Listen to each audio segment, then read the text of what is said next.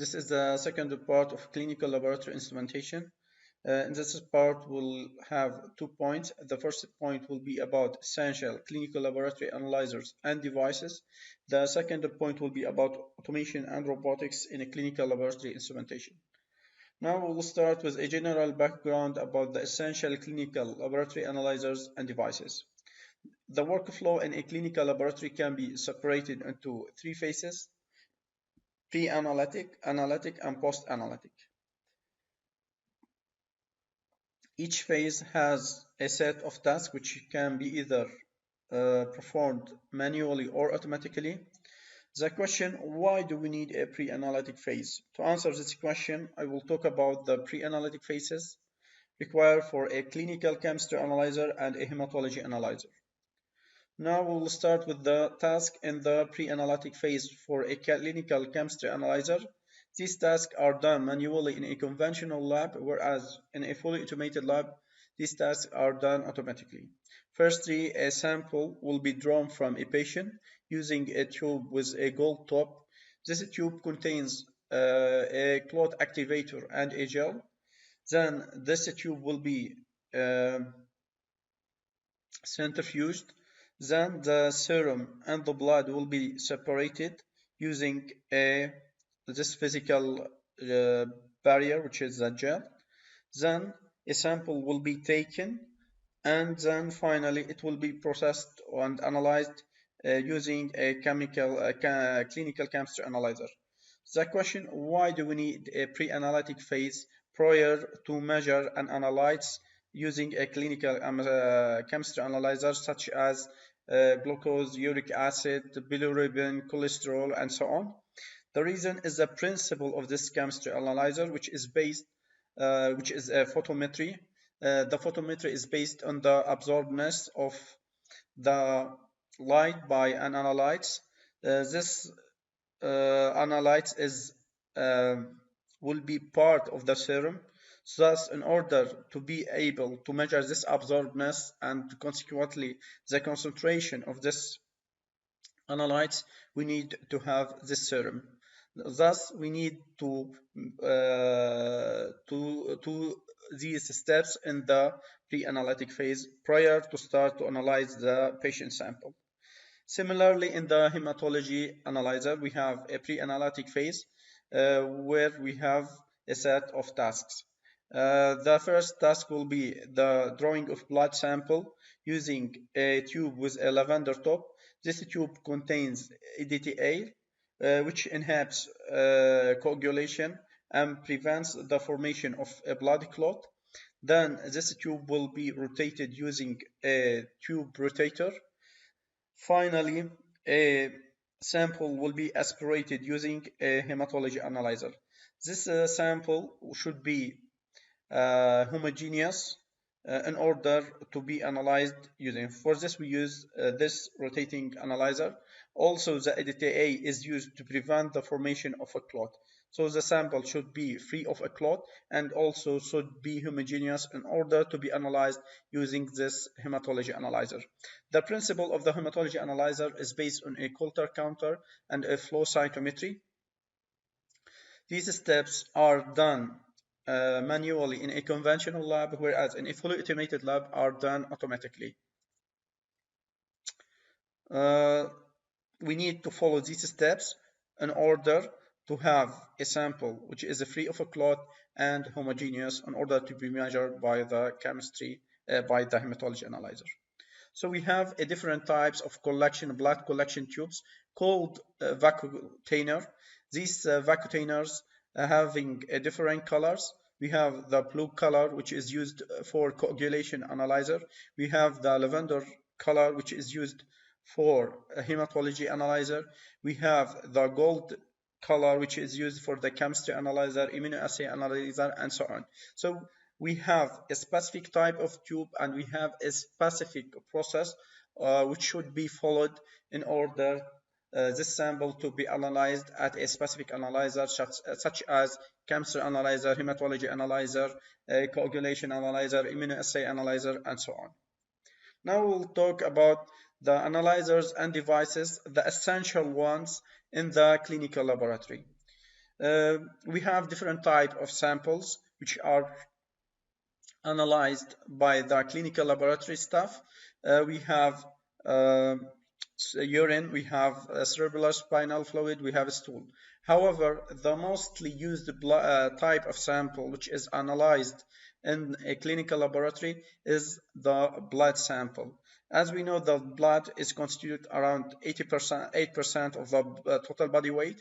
The blood can be separated into two parts, blood plasma and the formed cells or elements.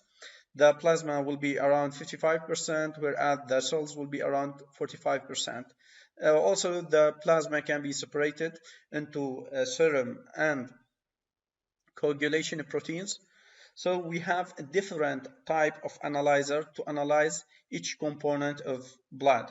We have coagulation analyzer, electrolyte analyzer, blood gas analyzer, chemistry analyzer, immunoassay analyzer, and we have immunology analyzer. As also we have different type of analyzers for the other type of samples, urine, stool, cerebral spinal fluid, and so on. Now we'll start the talk about the automated clinical chemistry analyzer. As we said, we have a specific pre-analytic phase. We used the collection tube with a gold tip, which has clot activator, and we have also gel, which forms the barrier between the serum and the blood cells. The principle of the clinical chemistry analyzer is photometry or spectrophotometry. Also, it has additionally the potentiometry, which is used to analyze the electrolytes in the blood in the serum. This will be covered later in the lecture for the automated clinical chemistry analyzer. The major brands are Beckman, Coulter, Roche Diagnostics, Abbott, and Siemens Healthineers. As for the hematology analyzer, we should have also, as we said before, a specific pre-analytic phase. We should use a specific blood collection tube with a lavender top, which contains EDTA to inhibit the coagulation and the formation of the blood clot. The principle for the hematology analyzer is a Coulter counter with also flow cytometry, which also will be covered in the lecture of the hematology analyzer. We have also, in additional to the use of the hematology analyzer, we have also a slide maker, stainer, and reader. This also a part now considered an optional part with the hematology analyzer. The major brands are Abbott Laboratories, Beckman Coulter, IRBA, and Sysmex.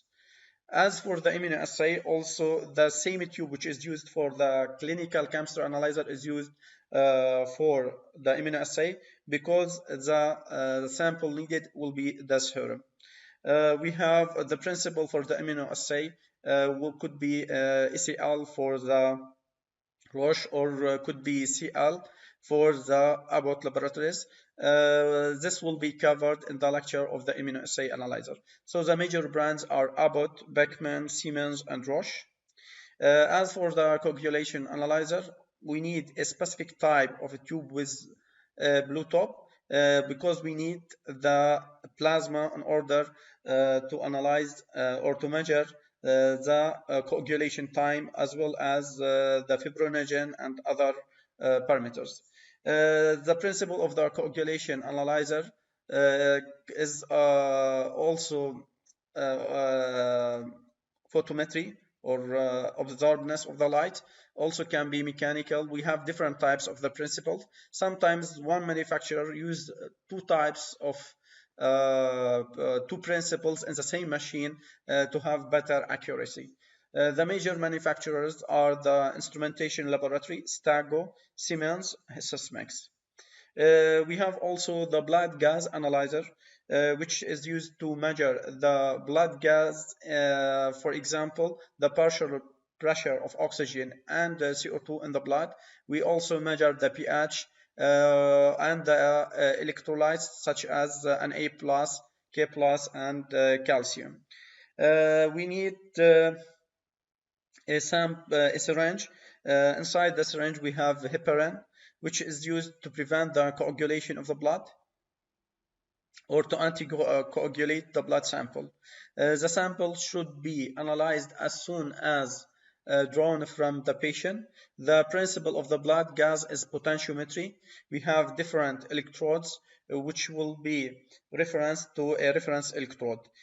Also, we have a detector for the hematocrit, which is based on a photo principle. So we have different types of the blood gas analyzer with different brands. We have the Medica, Nova Biomedical, Radiometer, Abbott, and others. Also, this will be covered in the lecture of the blood gas analyzer. Blood culture is another machine which is used to determine the presence of a certain type of bacteria. We use a specific bottle which contains specific materials. The major brands will be RBD, Biomedical, and Siemens. This also will be covered in the lecture of blood culture analyzer. In addition to the blood culture analyzer, we have what we call an analyzer to measure the antibiogram for and sensitivity for certain bacteria. This also may be covered later. In addition to the major analyzer or the essential analyzers, we need other laboratory equipments or devices. In order to aspirate a sample, we have also the rotator, which is used to mix the blood sample with the EDTA prior to be analyzed using a hematology analyzer. We have a centrifuge in order to have either a serum or plasma. We have a safety cabinet. We have a DNA extractor machine, which is used in the molecular lab. We have refrigerators, we have freezers, and so on. So we have a lot of machines in addition to the major or essential devices. Also, we have devices in the blood bank, like a centrifuge for cross-matching, and so on. Now we'll talk about automation and robotics. Why we need robotics? What is the reason behind this robotics or automation and the clinical laboratory instrumentation? So in this part, we'll cover the following points. The reason behind automation in the analytic phase, which is the analyzer itself, the essential analyzers. We will talk about the automation for a clinical chemistry analyzer. We will have a short brief review of this automation in the clinical chemistry analyzer. Then we will talk about the fully automation process in the pre-analytic phase, analytic phase, and post-analytic phase in a fully automated laboratory. Then we will talk about the major players in the automation field in the clinical laboratory instrumentation. So what is the reason or reasons behind the automation? We have humans versus machines. We have laboratory technicians versus these machines or robotic systems. So why automation? The automation process has benefits as well as drawbacks. The major benefits are higher accuracy and precision, which means less errors, lower infection risk and cross-contamination, fast response and result, especially in the case of a stat, lower test cost, which will be advantage for the hospital owners, more profit for the hospital owners, lower operating cost because we need less staff or laboratory technicians to operate such a lab. The drawbacks will be a higher capital cost, but the running cost or the operating cost will be much lower, as we said before. We have another drawback, which is the damaging of the economic cycle, because the losing of a lot of vacancies concerning the laboratory staff, laboratory technicians, as well as physicians. Finally, a challenge or a drawback could be a cybersecurity attacks for such fully automated lab. I will now focus on the financial side for automation. I will take an example taken from the health product comparison system for ICRI for a clinical chemistry analyzer. We analyze the capital costs and the operating cost. The capital cost will be around, which will be the cost of the clinical chemistry analyzer, will be around $164,000, whereas the operating cost will be separated into different parts. The first part will be the service contract from the second till the last till the fifth years, which will be around $16,000 per year. Salaries and expenses for one full-time employee will be around 40,000 per year. The reagents will cost also 100,000 annually, and the consumables will be around $15,000 per year. So the total operating cost for 5-year term, which are the expected life for a clinical chemistry analyzer, will be around $1 million. Okay.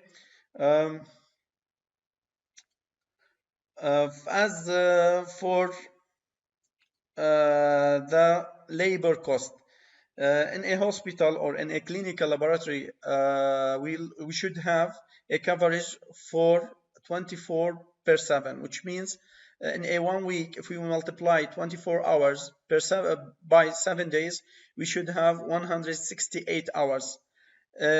One employee will cover only, a full-time employee or a laboratory technician will cover only 40 hours per week. So we should have at least around 6 full-time employee, because if we consider the sick time, holidays, and other reasons for the being absent. So the annual labor cost will be 6 laboratory technicians multiplied by the annual or expected annual salaries, which will be around 40,000 for each one of them. So the total cost will be around $240,000 per year. For if we calculate this value for 5 years, which is the expected life cycle for a clinical chemistry analyzer, the total will be around $1,200,000, which is little bit higher even the total cost operating and capital cost. So this is the real reason behind the automation process.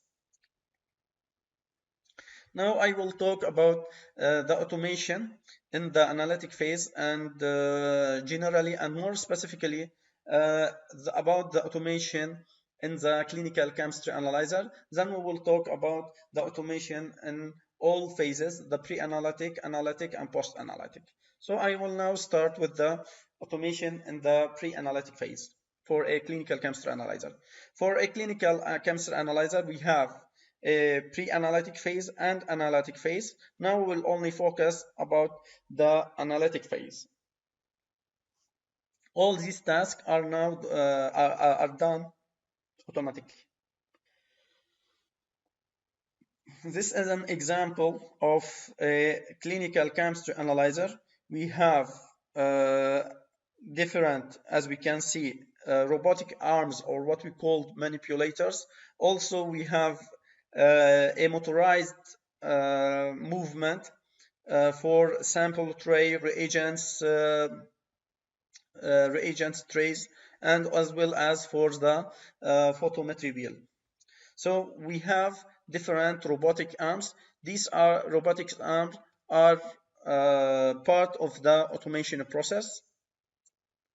So as we know that a manipulator, which is a type of a robot, which we have different types of robots. We have a manipulator, which is a robotic arm with a fixed base.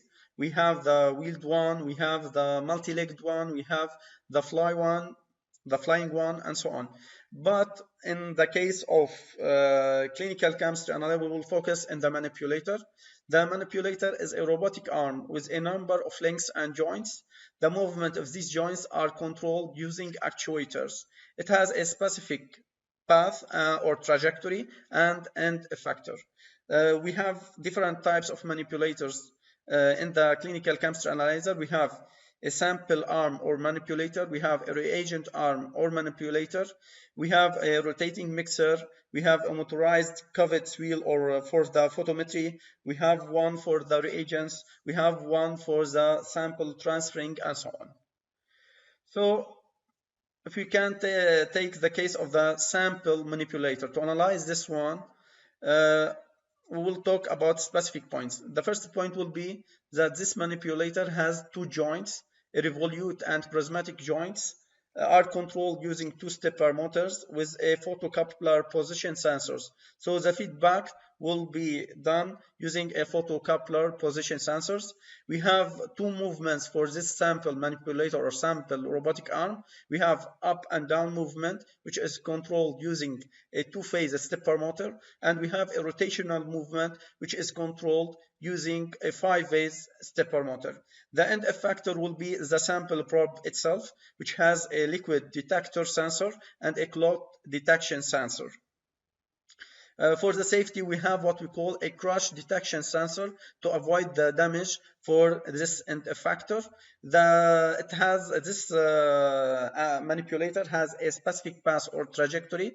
We have a specific positions, like the position for a routine sample, for a stat sample, for the washing well where this tip or end effector will be washed. We have also the position for cuvettes where the photometry process is done. We have also, in addition to the movement up and down, we have the aspiration and dispensing of the sample, which is done using a syringe, which is controlled by a stepper motor. This also will be shown in the following photos. So this is the sample probe in a case of the clinical chemistry analyzer. We have, as we said, rotational movement, and we have up and down movement. This motor is used as a stepper motor, five-phase stepper motor, used for the rotational movement. This is the probe. We have here the crash detection sensor for the safety of the tip. We have also a liquid detector, liquid level detector sensor board here.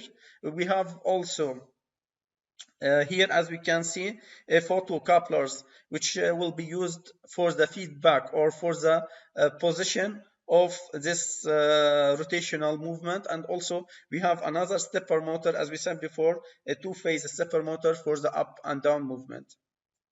This is a board which is used to the control of the both motors. We have, as we said, a two-phase stepper motor for the up and down movement. We have five-phase stepper motor for the rotational movement. This is the type of the motor which is used. This is the size of the step. This is the current as a current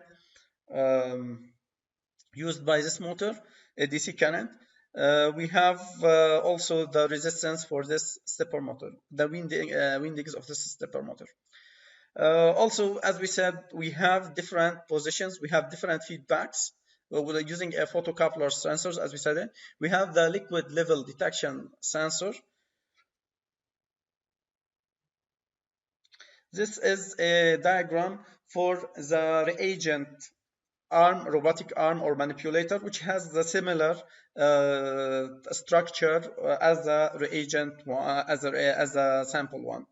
So in the case of the sample, we said we have a five-phase rotational movement stepper motor. As for this reagent arm, which has similar also, we have also the two-phase for the up-down movement. As we can see, we have this liquid level detection board. We have the crash detection board. This is the end effector of this probe. This slide shows the different components for the sample robotic arm. As we said, we have stepper motors for rotational movement and up-down movement. we have the crush detector. We have here a liquid level detector. This is the end effector. It has different position. For example, this is a position for the sample aspiration. Here we have the washing well, which will be used for the cleaning of the tip. We have here the position for the cuvettes for the photometry action. So the sample will be aspirated from here and will be dispensed in the cuvette wheels here in case of a routine measurement. We have here, as we said, the syringe which is controlled by a stepper motor. This syringe is used to aspirate and dispense the sample. So this tube is connected here, which is connected to this probe. We have also here the clot detector. It's a pressure sensor which is used to determine in case of clot. So this is an example of the robotic manipulator or robotic arm in the case of clinical chemistry analyzer. The reagent robotic arm is similar. As we said, we have a crush detection sensor, we have the liquid level detection sensor, but we don't have the clot detection because we don't have, there's no possibility of clot in case of the aspirating and dispensing of reagents. As we said, this manipulator is made up of two links and two joints. The joints are a revolute joint, which is controlled using a 5-phase stepper motor, and the up-down movement will have a prismatic joint which is controlled using a 2-phase stepper motor up and down. So, as we said, robotic is essential in the study of in the work of a clinical chemistry analyzer. We have also here another type of robotic arm, which is the mixer. Here, a complete view for the top of the clinical chemistry analyzer. We have the reagent robotic arm or manipulator. We have the sample robotic arm or manipulator. We have this also the cuvette wheel and the photometry inside photometer. This is also controlled using a stepper motor. This also the reagent refrigerator, which is also controlled using a stepper motor. This is the stat position, which also controlled using a stepper motor. So we have a lot of robotics in any type of analyzer. This is an example of in the case of clinical chemistry analyzer. Here also another part, in addition to the principle of photometry in the clinical chemistry analyzer, we have the electrolyte analyzer, which is based on potentiometry. This is the photometer. Here we can see here the lamp, and here's the photometer, and here are the cuvette wheels. This is the robotic pass for the reagent robotic arm. This is the robotic pass for the sample robotic arm or manipulator. Now we'll see a video for this robotic movements in the clinical chemistry analyzer. Sorry.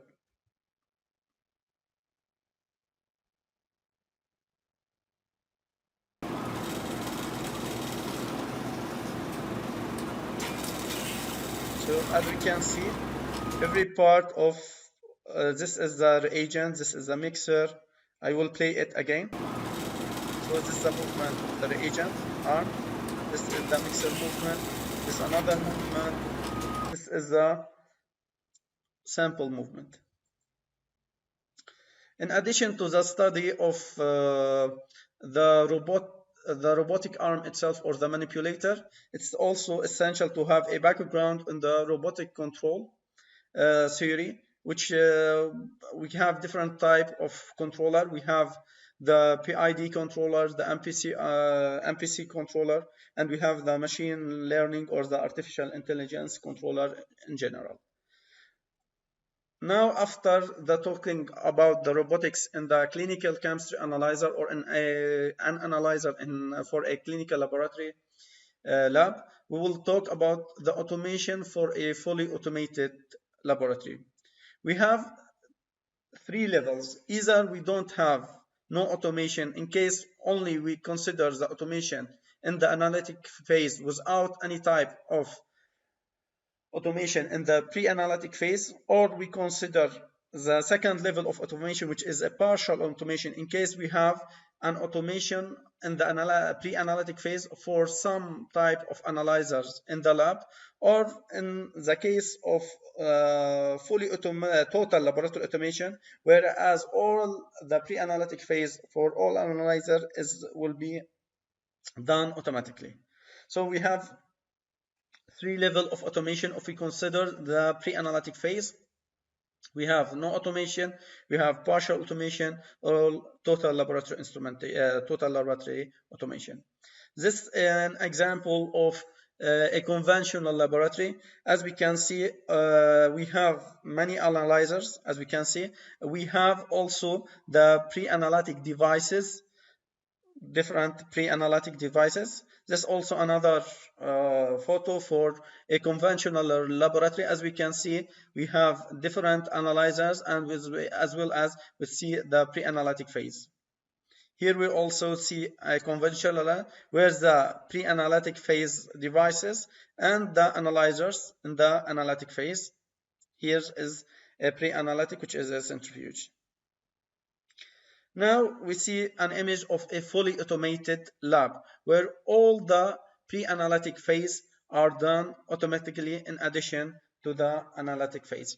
This is an example of a total laboratory automation. This is another example, and this another example. Now we will see a photo for a fully automated lab. A video, sorry. So as we can see, all the tasks in the pre-analytic phase are now done automatically. So we see the different types of tubes which we have talked about before. The lavender, the blue, the green, and so on. Each one will be treated based on the requirement of the analyzer in the pre-analytic phase, as we can see in this video.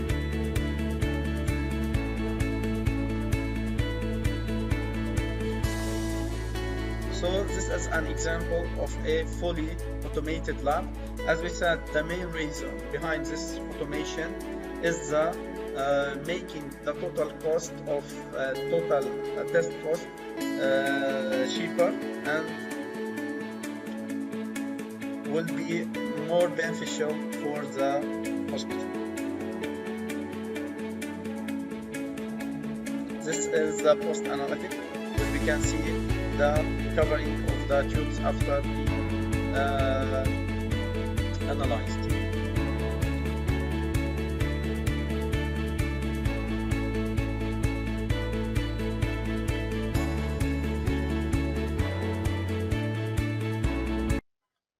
So what are the major players in the automation field? In this slide, we see that the major manufacturers for the analyzers are not the manufacturers for this automation or the fully automation in the lab. We have different manufacturers. We call the track manufacturers. Abou have a one, Siemens have another one, Beckman has a different one, and so on. So the major manufacturers for the track manufacturers are different from the manufacturers for the analyzer. So the pre-analytic, the automation of the pre-analytic phase will be manufactured by different manufacturers. As we can see, this is an example for a fully automated lab made for Beckman Coulter. We see the pre-analytic phase, the connection to the analytic, and the post-analytic. Here's another example. This is the manufacturer of the pre-analytic phase. Here also another example in case of the microbiology laboratory automation system. This is made by TLA, which is now acquired by BD. This is another example for Roche.